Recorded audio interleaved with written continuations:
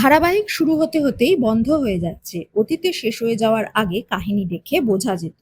এখন সময় বদলেছে, শুটিং এ প্রযুক্তির সাহায্য নেওয়া হচ্ছে, মোটা টাকাও বিনিয়োগ করা হচ্ছে। তাই কয়েক মাস কেটে যাওয়ার পর টিআরপি না থাকলেই শেষ হয়ে যাচ্ছে ধারাবাহিক।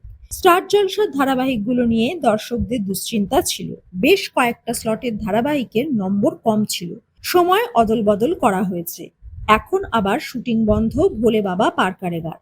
রাহুল অরুণোদয় বন্দ্যোপাধ্যায়ের মৃত্যুর পর দুদিন কোনো শুটিং হয়নি। ধারাবাহিকের এক অভিনেত্রী সোমাশ্রী বলেন, ভোলে বাবা পার কারেগার ভবিষ্যৎ নিয়ে দুশ্চিন্তা আছে। রাহুলের পরিবর্তে কে হবে নায়ক সেই নিয়েও চিন্তা।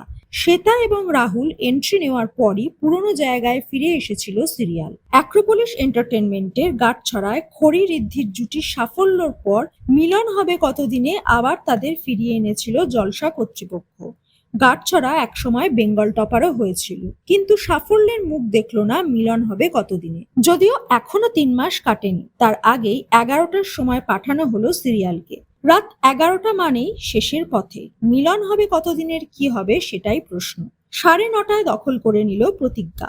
এর মাধ্যমেই বিয়ের পর ছোট পর্দায় কামব্যাক করলেন রণজয় বিষ্ণু, থাকছেন অভিকা মালাকারও। জি বাংলার কোন গোপনে মন ভেসেছে বন্ধ হওয়ার কয়েক মাস পরই কাজে ফিরলেন রণজয়। সংসার সংকীর্তনেরও শুটিং আরম্ভ হয়েছে, খুব তাড়াতাড়ি আসতে পারে তাদের প্রমো।